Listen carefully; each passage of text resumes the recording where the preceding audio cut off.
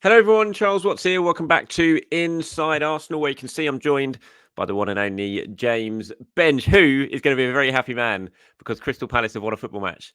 So we will talk about it. And they won it against Spurs as well, which makes it even They've better. won 2 football matches. They were, have they? What was the second one? Oh, in the cup. Aston That Villa. doesn't count. That doesn't count. You don't get top four. For Tell a you cup. what, it'll count the next round when they beat Arsenal. Yeah, hopefully that'll be the last round that they win in this competition. So I'm joined by James Benge, of course. Very early shout for Crystal Palace watch in the show. Just to quickly flag up, this is going out on Friday morning. We're recording it kind of late afternoon on Thursday. Unfortunately, tomorrow's the last day of half term, and I'm got half term duties with my kids, so I can't do anything. So I'm recording it early. If something massive has happened on Thursday evening and we haven't covered in the show, that is why, because we've had to record a little bit early. So this is going out Friday morning by the time you're watching this. Of course, James, after that long spiel, how are you getting on? You good? Miffed that I've been bumped for a celebrity guest. I know, yes. My interview with Martin Keown. If you haven't watched that or listened to that already, that went out last night, you guys. So you can find it in the videos or the podcast. Special 45 minutes with Martin Keown talking about his new book and life at Arsenal and everything in between, and lots of stuff on modern day Arsenal as well. So please do give that a listen or a watch if you can. But look, I mean, you're still here. I haven't shunned you Indeed. at all. I've still moved you across to a Friday show. If I was being nasty, I could have just written Big you out of the days. schedule altogether. But here you are, speaking on a Friday. So is it, apart from that, has it been a good week? It's been a very good week. It's been a quite hectic week, including dental surgery, which I'm sure everyone would love to know about. And I went to I skipped Tuesday's EFL Cup games to go to a play in Stratford-upon-Avon, which was a birthday present for my dad. We were having a fantastic half an hour. It was really interesting. It's the sort of thing he loves. It's about politics in the early 2000s and the reconstruction of the Soviet Union. Half an hour through, really getting into it, and the power cut. So it's been a bit of a write-off of a week, an 6 hour round trip as well. So sorry about that, Dad, but you don't watch this because you're a Chelsea fan. Oh, is he? Oh no, Stratford-upon-Avon. That's Shakespeare country, isn't it? It is, yeah. We're at the RSC. It's called Only, the New only time Real. I've been to Stratford-upon-Avon is to go to Global Gathering, the festival at Yeah. Longmarston Airfield. Back here, well, I went twice, camped there, raving it up to Ferry and Armin and Paul Oakenfold. Oh, glorious times back in Very 2000. much what Shakespeare, I think, would have dreamed of his hometown becoming 600 years later. He absolutely Or would have 500. done. Glory days. 22 years ago, that first one. Where has that gone? Where has that time gone? Well, yeah. So did you manage to catch any of Arsenal, Preston? I did. I was dipping in and out. So I watched Arsenal press. I watched until Ethan Nwaneri's goal, and I thought it's not going to get better than this. Flipped over to thoroughly enjoyable Tottenham Man City game. I don't really know what I'm supposed to feel about that from an Arsenal perspective, but I enjoyed watching it. It was some good League Cup games, but this kid, something else. Yeah, he's not doing much to lessen the clamour for him to start games, is he? It was some goal, wasn't it? It really was. I tell you what I loved about the goal. Obviously, I loved the finish, but I loved that first touch when Jesus played it into him, and he just opened his body shape up, little touch with his left foot, and it was just begging to be bent into the top corner from that touch. It was just so technically good, and yeah, he's a very, very exciting player. There's no doubt about that. I think when you're a 17-year-old, and actually I think one of the things we often like about 17-year-olds, 18-year-olds, even include Bukayo Saka in this. I think there's most of them put a real effort in when they're breaking into the first team to show like I can do the jobs, I can do the little bits and pieces. I can give you useful play. A lot of youngsters in Nwaneri's position would have taken that first touch and cycled the ball sideways because they didn't want to look like a fool subconsciously. They wanted to look as well, like more consciously, they want to be a team player. I think Ethan Nwaneri understands that every time he gets on the pitch, he wants to prove to Mikel Arteta, to Arsenal fans, to the whole world that he is a star on the rise, totally fearless.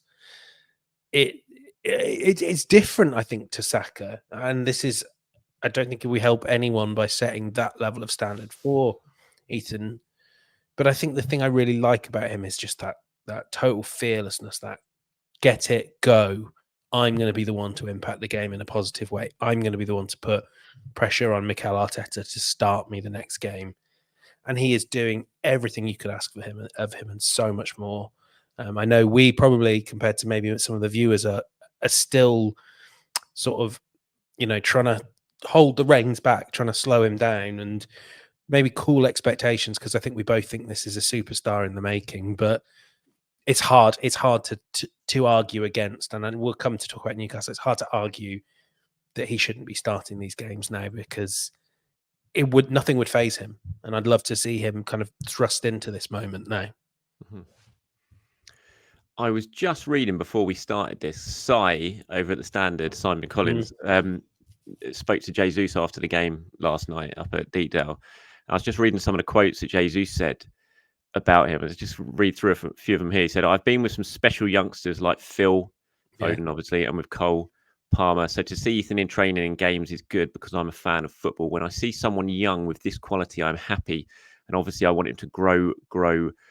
I saw people like Phil waiting for his chance. And then now look at him. He's one of the best players in the world. So I really wish Ethan can keep his toes on the grass." Nice way of saying feet on the ground. They work. And then it is a question of time for him to shine. And I mean, he's Arsenal's third top goal scorer now this season. behind Saka and Havertz. He's got 3, isn't he? So right. I think I say it's Havertz and then Saka and then Ethan. And he is doing all he possibly can. I still feel like Mikel has missed a bit of a trick in this run of games, where there was definitely one of those Southampton Leicester games in the Premier League where it just felt like there was a good opportunity. Even Bournemouth away, when you had Partey, Marino and Rice in midfield. I've seen nothing from Ethan to suggest that he wouldn't have been able to handle those sort of situations at all. He's just such an exciting talent. It was a brilliant goal. It was a really good win, though. Obviously, it wasn't just Ethan Nwaneri shows, although he's dominated the headlines. It was a good win for Arsenal. Kind of exactly what you wanted from that game, wasn't it? Relatively worry-free. You got Jesus getting his goal, which was great. He sort of shared the minutes around. I thought Mikel went strong. He went a little bit stronger than I thought he was going to do. I thought Miles would play. I thought maybe we'd see Zinchenko in the middle. I didn't think we'd see Jurriën Timber play, I have to say. But I was a bit surprised by that. At half-time, takes off Timber, but he brings on Thomas Partey, even though it's 2-0, rather than maybe going for Josh Nichols. So he was taking it very seriously, which I think is a good thing, to be honest, because this is a competition I think Arsenal should be absolutely doing everything they can to win this season. But yeah, all in all, I thought it was just a worry-free, perfect kind of night for Arsenal, wasn't it? Yeah, and I know what fans and what even us sometimes that are outside the game will think, but the one thing coaches and strength and conditioning guys and everyone there will tell you is giving a player a full week off can sometimes, and it obviously depends on the fitness of the player, the individual circumstances, and of course, if they don't play, they're not going to get injured in the game. But it can just run the risk of then they're a little bit more likely to do some damage to themselves, because these guys are finely tuned athletes, and I think they almost need to play football every 3 days in some cases. So I thought he judged it mostly quite well. It would be disingenuous to say that when Partey came on and when Saka came on, you didn't think like, Mikel, what are you doing? But it's just the way they think and the way they operate. I mean, I know, because I asked Mikel about this last week. He doesn't kind of get caught up in the sort of worry about what if this player gets injured, what if this player gets suspended or whatever, because you can't run a team that way. Yeah, I think we as fans get more caught up in that than he does, doesn't he? It's actually very interesting. I'll give Martin another plug for his book. Let me get it into the camera shot there on the edge. He's talking in the book. He talks about, you remember the Galatasaray? Of course you will. The Galatasaray defeat in the UEFA Cup final in 2000, whenever it was, 2000. Arsenal played, I think it was Newcastle the game before or something, and Wenger rested a lot of players for the Galatasaray game. And in this book, Martin talks about how Wenger really regretted that, and he felt that his players were then undercooked because he'd given too many of them a night off before a really big game. So maybe that's the thinking ahead of Newcastle at the weekend. You're thinking, well, if I rest too many, maybe the rhythm will fall out. I don't know, but I think as fans especially, and others, as media observers, we're always kind of hung up on the idea of players resting when maybe there is an argument that it's the other way around to keep them going, keep them in rhythm is actually a better thing. I mean, Nahid Sear gets in touch. Said, do you think Arteta is taking the Carabao more seriously this season? I was shocked in a good way by the strength of the squad yesterday. Do you think the strength of the squad is motivated by the fact Arteta wants to win silverware this season? I think they're definitely. The silverware thing is a big thing this season, and it feels like this is a season that you do need some silverware just to get something to show from what's happened in the last few years. Whether that's behind this strong squad, I don't know, but it does feel like this. It's why I think Arsenal should be targeting this competition this season, just to try and get as early as you possibly can. I mean, if you can get a trophy under your belt in February, and there's only another 4 games to go now. If Arsenal are going to do that, you've got the quarterfinal, 2 semi-finals, and then the final. So you've only got to add 4 more games into the schedule. If Arsenal are going to go on and win this trophy, they should now be putting all focus, I think, on getting this over the line. It'll be a huge opportunity just to get this squad the first trophy that they all desperately need and want. Yeah, this is quite different, I think, to when someone like Eric Ten Hag wins it. When a team that isn't really doing much puts together a bit of a cup run and wins something, I think you need to view that in a different context to when a team that's been great for 3 years goes and wins a trophy. And I think you need that. We say this all the time in so many ways. You don't want to become Tottenham Hotspur, and you don't want to become the Tottenham of that great team that Mauricio Pochettino had. It wouldn't be enough if at the end of the whole era we go, well, they did win the League Cup in 2025, but it would be more than nothing. And we know from City's experience, from Mourinho's experience, it is a springboard. It gets the players hungry, whether that's going to be for the Champions League or the Premier League if they're still in the fight. So yeah, I mean, I think now in particular with Palace on the horizon, there's so few games now that as tough as it'll be in January, there's relatively little to be gained by not going for it, really. No, I think they've got to go for it. Absolutely got to go for it. And I mean, Mikel will know that there's been a criticism of his, isn't it? Arsenal's record in the Cup since they won the FA. It's not been good enough the last few years, and they need a good cup run. Like you said, it's not exactly been too taxing so far. Bolton at home, Preston away, then Palace at home is a favourable cup draw in the quarter-final.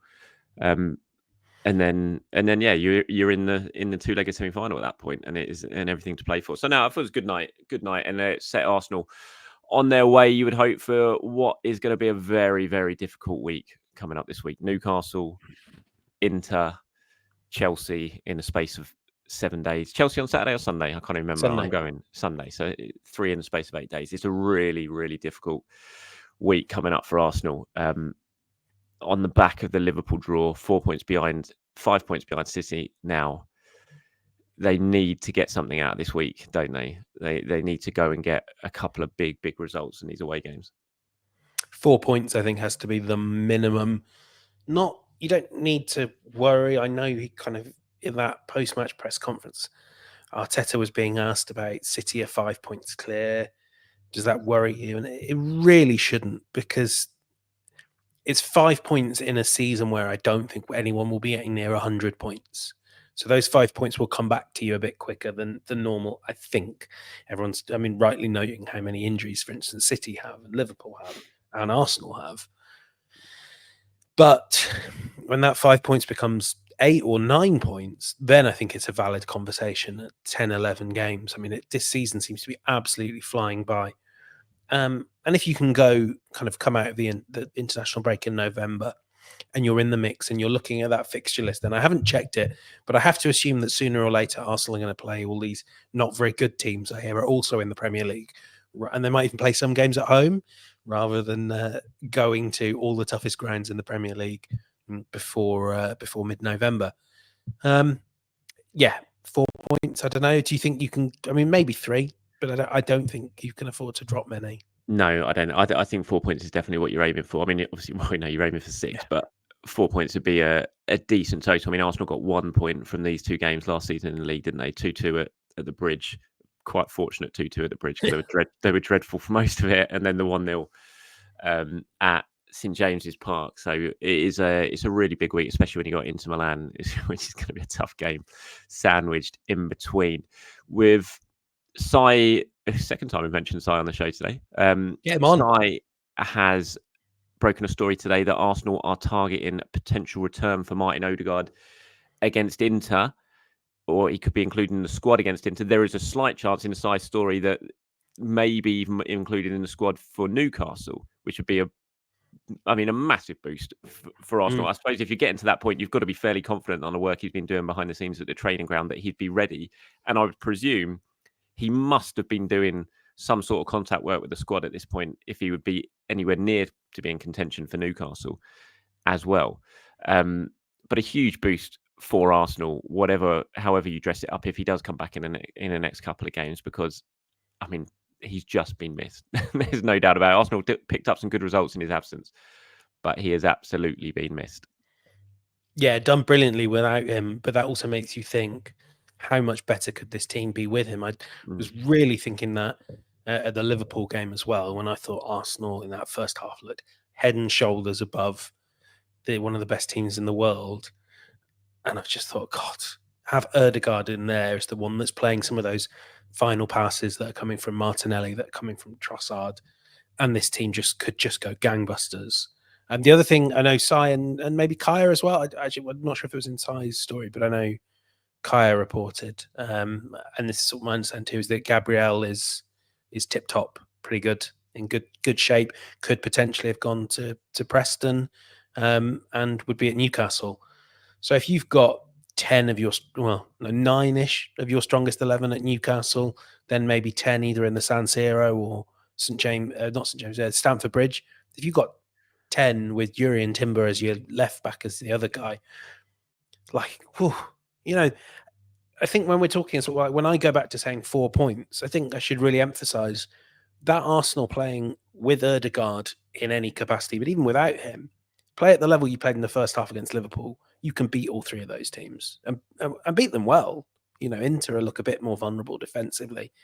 I think they do almost have to go into this and say, what the 9 points right now would really be a way of establishing ourselves as we might be behind on points, but actually we're the best team in the race right now. We're the best team in the Champions League as well. So tough, but what an opportunity. Yeah, you pick up 9 points from those 3 games. That is a week and a half. Absolutely. It's a big decision for Arteta in terms of when to bring Odegaard back. You've got to be fairly 100% sure. So you've got the signals from the medical staff that they're confident he can handle it. So they'd have to get that sort of green light first. But then you still have to be like, right, when do I put him back in? Is he going to be rusty? You would think yes, because he hasn't played in a long time. So can you put him into the sort of hustle and bustle of St James's Park or the San Siro or Stamford Bridge? Do you wait? And if you call him up in these games, you've got a very good chance that he might then end up heading off to Norway during international break, which I think we'd all sit there watching, sort of hands over our eyes during those games. You said this to me though in October a few weeks ago. How good was it for Mikel Merino to play 90-ish minutes or play for Spain? Yeah, he played. I think he did 30 the first game, 60 in the second game, and I think that definitely was beneficial for him. And so there is an argument that it could be beneficial for Odegaard as well. I think the thing with Odegaard is that he got injured on international duty, so it's almost like it's just that fear of it happening again, almost, isn't it? That if he did go over there, and Solbacken's already basically hinted that he's certainly planning on doing it if he is available. So yeah, that will be a bit of a worry. So it's a big decision for Mikel. When you look at those 3 games, I can't imagine he would start any of those 3 games. I think if we see him back, we might see him for, say, 30 minutes, 20 minutes at San Siro, maybe game dependent at the Bridge, maybe again 20 minutes, 30 minutes or so. And then if he does go and get one start for Norway during the international break, he comes back and he's in good shape to go then in the run up to Christmas. So yeah, real big boost, but it's going to be interesting to see how Arteta handles it over the next few weeks. Would be incredible. I wouldn't rule it out. I suppose if he can be in the squad against Newcastle, 10 minutes there, then maybe he could start Stamford Bridge 8 days later. We know he is someone that keeps himself in phenomenal shape. And wasn't there sort of hints from Arteta that he's sort of been on the grass for a few weeks now? Yeah, he did a few weeks, didn't he? This guy's just lying to us all the time. I know he says he's not lying. Omissions are adding up, aren't they? Well, did you see in the embargo section of the press the other day, he spoke about it and basically said, "Look, I don't need to give anything away." He said, "I won't lie to you." He said, "I won't say someone's not fit when they are or fit when they aren't. But I will just try and completely leave everyone guessing. That's my job. And to be fair, I totally understand him. I don't see why, as frustrating it is for all of us and for fans, I don't see why you would give the opposition manager any clues. That's what he said. He said, "Look, I wish I knew the starting 11 of the other team, but I don't. So why should I give too many clues to let them know?" So I'm. But it's such a funny contrast to Arsene Wenger, isn't it? Who would sort of come out and give you pretty detailed breakdowns on everyone's injury status. Frequently, the sort of club medical staff would be like, "I don't think you should have said that, Arsene." But I think there's a different age, isn't it? And I think, frankly, then you could probably walk into a press conference and say that when he was starting out, and there wasn't a live blog running, it wasn't being broadcast for the world's media, like Eddie Howe couldn't just flip on Sky Sports News and get all your team news and jot it all down and work out the 11 from that. Whereas now you do have to think of it like that. It's frustrating because it makes our jobs much harder, but I do understand it as much as I wish it wasn't true. Yeah, absolutely. I've got a question here from Aaron. He says, given the news that Odegaard is targeting a return soon and the party is in the best form recently, is Marino the one dropping out of the starting 11? I mean, it's going to be a really interesting thing to look at in terms of what Mikel's plans are when Odegaard does return and what he does with midfield.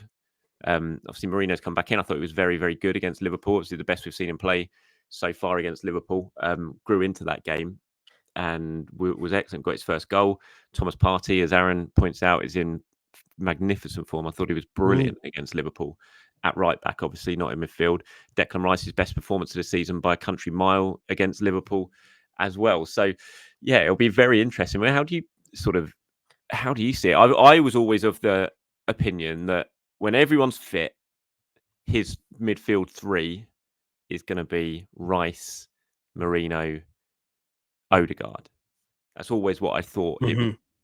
But the way Thomas is playing at the moment, I think he's making a very strong case to be right up there with undroppable players at the moment.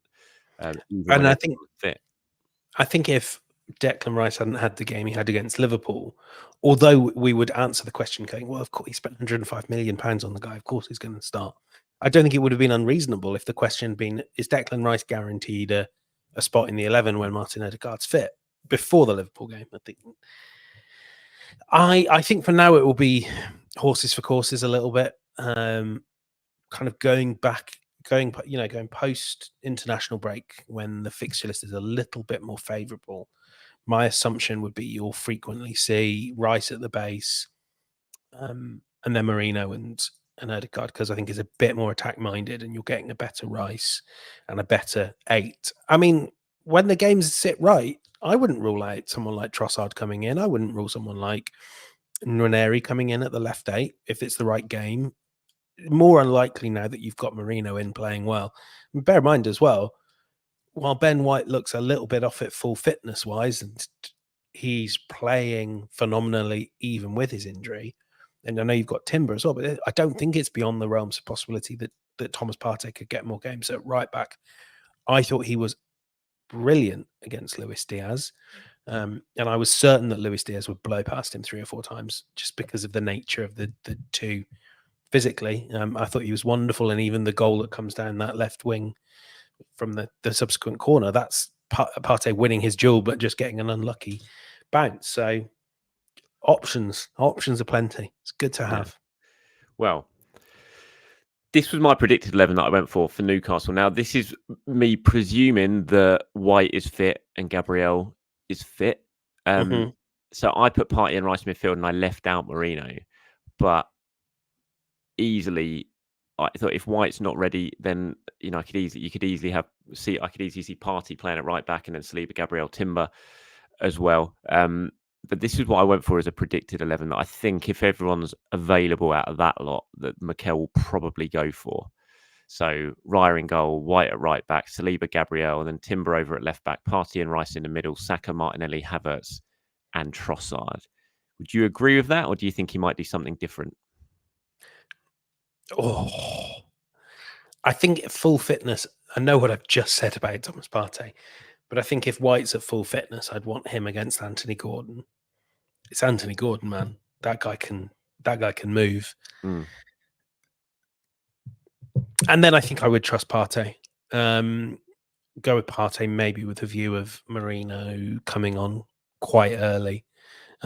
Situation dependent as well. But yeah, I think all the rest of it all sits quite nicely as well. I think Trossard comes in. Jesus doesn't keep his place. Yeah, I was going to say Jesus is the one that would tempt me as well. It's been getting better and better.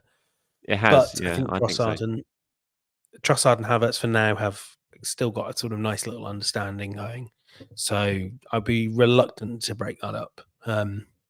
It's again such good options, aren't there? It's almost everywhere across the pitch. You could tempt me to pick someone else, and I think that's a nice place to be for Arsenal. Yeah. What did you make of Trossard against Liverpool? How do you think he played? Oh, you got me. Can you hear me, mate? I said, what do you think about Trossard against Liverpool? How do you think he played? I think we just lost each other for a moment there, but not fantastic. Not as sort of disappointing as he'd been against Shakhtar in midweek. I think a lot of what he and Havertz were tasked with doing was, as much as they could, trying to pull the centre-backs up the pitch to give Martinelli and Saka more room to do stuff one-on-one. I thought Havertz did that better. And I think, frankly, Van Dijk feared Havertz more. I thought my criticism of Trossard would be he didn't quite bring, for whatever reason, he didn't bring Konate with him. I think maybe to an extent Liverpool just trusted their three in midfield. But it meant that Konate was quite often heading across to help Trent. What could Trossard have done there differently? Maybe it's go out to the left and turn it into a 2-on-2 more. Maybe it's stay higher and keep Konate honest that way. But I thought that side of it didn't quite click. I thought Konate was brilliant. I thought sometimes it's just that, isn't it? Yeah, I thought Martinelli got zero change out of him. He was just, like you said, he was moving across to cover Trent, and I thought he was excellent. I really did. I was so impressed by him in that game. Yeah. And sometimes that, you think your players had a poor game, but really what's happened is the other guys just had a great game. Yeah. And what you've tried to do to stretch the other guy hasn't stretched him as much as you thought it might, because he's top quality. So I think, like, was it you that were saying we were sort of in the Trossard cycle where we're now at the, he's earned his start, but it's not going quite well enough. Don't worry, the goals will come soon. I think for now, without Odegaard, you've just got to kind of hope that you take the next 90-degree turn on that wheel, and you're back into the goals are back, and he's looking undroppable. I don't think that's beyond Trossard. No, I think he needs a moment pretty soon though, because I do think Jesus is looking better with each game. He's looking sharper. I think the goal might really help him yesterday as well. So yeah, I think Trossard needs a goal, or his place in the team's gonna come under the microscope more than it is at the moment. So that's my predicted 11 for the game tomorrow. Raya, White, Saliba, Gabriel, Timber, Partey, Rice, Saka, Martinelli, Havertz, and Trossard. Of course, Mikel will be speaking later on today at his press conference ahead of that game, so we might get more updates from him on the potential availability of Martin Odegaard, for example, or Ben White and Gabriel as well. Right, moving on to a couple of questions now. We've already answered those two during the actual show. What was this about? I've had a couple of people saying, please ask James about the 1-3 prediction on TalkSport. I have no idea what they're talking about, but I picked Liverpool to win 3-1. I knew what I was doing. Maybe I thought this was a prediction for Newcastle. I thought they were talking about Newcastle. I was very, very thrilled to be on with Max and Barry on TalkSport, and I knew what I was doing. Max Rushton and Barry Glendenning might not know about my prediction curse, and Untold Football might not know. But I nearly got it, mate. I nearly had the 3-1 for Arsenal there. If only one of those chances for Martinelli had fallen right, I'd be metaphorically quids in. Yeah, indeed. That's my excuse, and not that I thought Liverpool would steamroll down Thomas Partey's flank. No, well, they absolutely didn't. But I don't think anyone should be complaining. If James tips something to happen, don't worry, because the exact opposite is going to happen. You should all know that by now. So that's cleared that one up. And one from JRZ says, morning, Charles from Texas. As we approach the January window, have you heard anything potential targets? No, I can't say I have. But I thought this part, what positions who do you and James think we should target? So take the who do you, because I always find that a struggle. But from what we've seen so far in this relatively early stage of the season, as we get 2 months before January, have you seen anything in this season so far that's made you think, you know what, I think they need to go out and strengthen in a certain position in January if they can? I still don't really look at this squad for a January. I think they have to do that in January. Obviously, I'd love a striker if you could guarantee someone who's going to come in and score goals. I would love a top quality winger, but they're going to be very hard to sign in January. So I haven't really. We've still got 2 months to go, but right now I'm not sitting here biting my nails thinking they have to strengthen in this position in January to have a chance in the second half of the season. Yeah, I would broadly agree with you, and I don't want to rush to an assessment. I do worry that it's not quite going to happen with Raheem. I thought Raheem Sterling had a good game from what I saw against Preston. And I did actually, one thing I would say, I thought he really put in a bit more effort off the ball. Mm-hmm. I don't know if maybe he was lively. He was lively, I thought. Yeah. But I still think Arsenal are a super pacey third or fourth winger light. But do you think that is a January thing though, or do you think that's a summer thing? I think it would have to be a sort of case of like a lot of stars aligning. You know, is there someone available on the loan market, or that their clubs, a younger player that their club's looking to cash out on, or is ready to do a deal on, that could come in, and it would have to specifically be that would then help you get 3 to 5 points in between then and the remainder of the season that could get you over the top. Like you said, I don't think those players come along very often. I mean, obviously they did in January nearly 2 years ago. Yeah. But that was a different Arsenal squad, wasn't it? It was one that needed to deepen. That would be, though, if I was Edu, that would be the sort of thing I would be keeping an eye on. I think in January, like, it's anyone on the market that could just, Arteta could use off the bench, deepen those forward options, and that could just turn the tide in 2 or 3 games. Obviously, therefore, ideally as a loan. What I'm asking for really there is the moon on a stick, though, isn't it? Yeah, it's very hard to find in January, isn't it? To go out and get another Trossard, for example, would be tough. I mean, I don't know. Could Ethan be that guy for the second half of the season on the right wing, if needed? If Raheem's not working out by then, because Sterling's here till the end of the season. That's not going to change. He's not going to go back to Chelsea in January. So he is still going to be there to be available. But if it's not quite working out at that point, could you look at potentially Ethan stepping up and being that sort of player if he's not going to get the minutes in the centre? Potentially, maybe. The other name I would throw into the mix, especially because he would give you the 2 things you wanted, Charles, but you'd have to pay, would be Bryan Mbeumo. Oh, I would absolutely like Bryan Mbeumo at Arsenal. I think he's a fantastic footballer. He's going to go somewhere and going to be a big success, I think, in the next couple of windows. He would be so expensive though in January. If you're thinking you might want to buy him anyway, and I should say, because there've been reports around, I'm not being told that like Arsenal are any more than admirers of Bryan Mbeumo. If you were though minded to buy him in the future, that's one of those ones, isn't it, where you say Premier League talent would make an immediate impact for us. Would we like him to come in January? But these are all so expensive. Yeah. When you look at Mbeumo, where do you see him as a player? What's his position in Mbeumo? Because I'm still, and I watch him a lot. I'm still none the wiser really in terms of where his exact position is. Is he a forward? Is he a wide man? Is he a bit deeper? I mean, it says a lot about his talents. I think that he can operate in a lot of different positions, and he's got top quality. But is he a winger? Do you look at Mbeumo and say he's a winger? I think he's more off the right in a front 2, or sorry, more off the right or in a front 2. I think at the moment, especially, he is really playing as a left-footed right winger. So you would be spending a lot of money on a guy to look at to cover Bukayo Saka and maybe cover Kai Havertz. For me, he's the signing you make if you've decided that Kai Havertz is your number 9 for the next 3-4 years.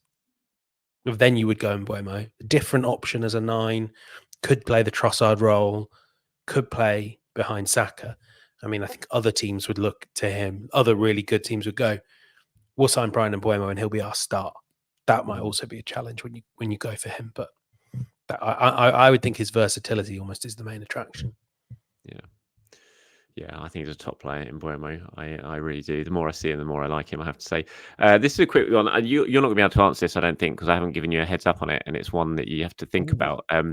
Ben's talking about the week that we've got coming up and the difficult games, but he's saying he's really looking forward to it. It gives a great opportunity to get momentum going. He says, when is your favourite run, or what is your favourite run of 3 to 4 games in yesteryear? He said, correct me if I'm wrong. I have the memory in the 15-16 season, beat Spurs in the League Cup, Flamini at the double, then smash United 3-0 at home, and then went on to beat Bayern 2-0 a few days later. The Invincible season had some great weeks too. Cheers, Ben. So is there any off the top of your head that you can even think of right now before I talk about a few? Well, have you got yours, and then I can do mine, because I have a vague memory in my head, and all I need is Wikipedia. So you do yours, and I can. Do mine. It's tough. I mean, I literally gave myself a few minutes to think about this before, but I think in the run into the title in 2002, when where is it? Let me just find it again. It was this one. It's always one of my favourite games was at Highbury. It was my favourite Freddie Ljungberg goal was against West Ham. Arsenal. It was 2-0 Arsenal. It played West Ham. It was April the 24th. So it's right at the business end of the season on the run to that title. And West Ham were miles better than Arsenal. Arsenal played really badly that night. I remember Freddie Canute scored a goal that Ashley Cole got back in front of the North Bank, cleared it off the line, but it was over the line. But the lino didn't see it. And so obviously it was way before goal line technology. And it started coming through on all our phones. It was a goal. You're getting text messages. And I was right next to the West Ham fans, and they got it and all chanting about the referee. And then Freddie popped up. Again, it was that classic Dennis to Freddie partnership that just served so well in the run into that season. So they beat West Ham 2-0. Then they went to Bolton, did it again. Again, it was Bergkamp setting up on Freddie to score. We won 2-0 in that game, which just left us needing a draw against United. But then we went to the FA Cup final, beat Chelsea 2-0, and then we won the league at United. So it was 2-0 against West Ham, 2-0 at Bolton, 2-0 against Chelsea in the cup final, and then the 1-0 win the title at Old Trafford to complete the double. It was just an unbelievable 4 games of the tension of those first 2 games, the West Ham and Bolton, especially the West Ham game where it wasn't going well, and you think, oh, we're going to throw it away. Then you get over the line, then you go and win the cup final, and then you go and win at Old Trafford. It was just, I always think back that run of games was just really, really special. I sort of had one that immediately came to mind, but you know how memory is, so you have to go back and check the dates. But it turned out I was right. So you remember sort of March-ish of 1998, David Seaman's out injured. Meninga comes in. And things for just a moment are starting to falter. So it's quite not that long ago that Arsenal got knocked out of the League Cup by Chelsea, which I don't particularly remember very fondly. 5-0. And then they sort of 3-1. 3-1. And then they shake a bit, and you have West Ham in the league, West Ham in the cup, 0-0 in the league, 1-1. And you think, ooh, and then is it away to Wimbledon? It is away at Wimbledon. Chris Ray. I mean, everyone sort of remembers Christopher Ray as pretty ordinary, but there's a time in like March, April 1998 where, bloody hell, this guy's like better. Felt like he was better than Anelka. Scored the winner at Wimbledon, the winner at Bolton, brilliant goal, and then scored the winner in the cup semi-final as well. He had a big part to play. And so my run is that win at Wimbledon, which is when you're like, God, we've got through it. And then the next game's at Old Trafford, overmarks. And then it's the Meninga game at West Ham in the cup where he wins the shootout. Yeah. You actually then you kind of come back from looking at it now on Soccer Base. You come back from it and there's more 1-0 wins. And I know everyone sort of rightly thinks of that 1997-98 double winning team as this sort of moment where Arsenal changed, where their identity just went in an instant. They are the sexiest team alive. And at their best that year, they were. Everything was going right, as the song says. But the joy of it is when the institutional memory of how to grind out a George Graham-ish 1-0 win just clicks in, and Arsenal 1-0 their way towards the finish line. And then when they're actually on top, they cut loose a bit. But yeah, especially the Wimbledon game, the United game, the West Ham replay in the cup with Meninga. Oof. Yeah, I remember that West Ham game. I was working at Thorpe Park that summer, and the West Ham Cup game was on when we had a staff party at Thorpe Park at one of the nights, and I was following it via text message. I went a penalty. Samasi Abu missed the penalty, hit the post in the penalty that won it for us in the shootout. Yeah.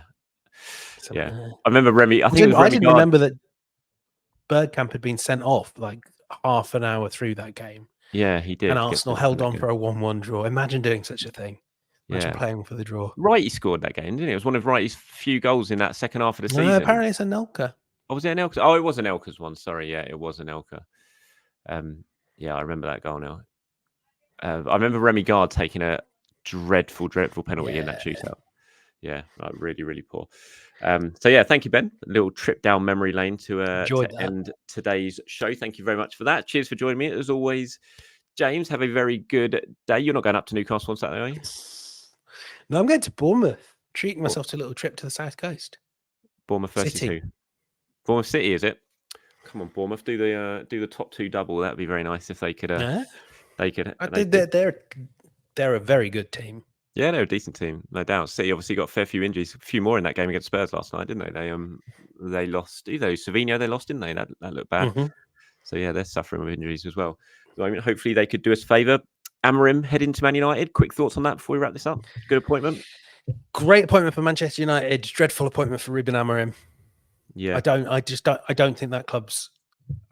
I don't really understand why they didn't just sort of try and see out the year with Van Nistelrooy. They're not going to achieve much, and maybe the view is almost like this is an elongated pre-season for Amorim, and he just sort of takes a look at things. A long way to go, though. We're only like 8 games into the season. It's a long way to go. They're not very good. They're not going to achieve much this season. So the hope has got to be that his bosses and his fan base look at it and say, you just got to do what Ranić did 3 years ago, do what Ole did 3 years before that, and just try and clean house. And then we'll go again next season. I mean, it's amazing that I do think they've wasted their entire season, and other than the Europa League, and it's not even November. Yeah, bizarre what they did in the summer with Ten Hag. Michael Oliver, honestly, if he hadn't intervened in that penalty shoot, gave that penalty against West Ham last week, Ten Hag might have lasted a little bit longer, but he went and ruined it for everyone, didn't he? Typical PGMOL. They're always to blame. Always to blame. All right, cheers, mate. Thanks for joining me, and have a good weekend, and I'll catch up again next week. Have a good one. See you next week. Bye-bye.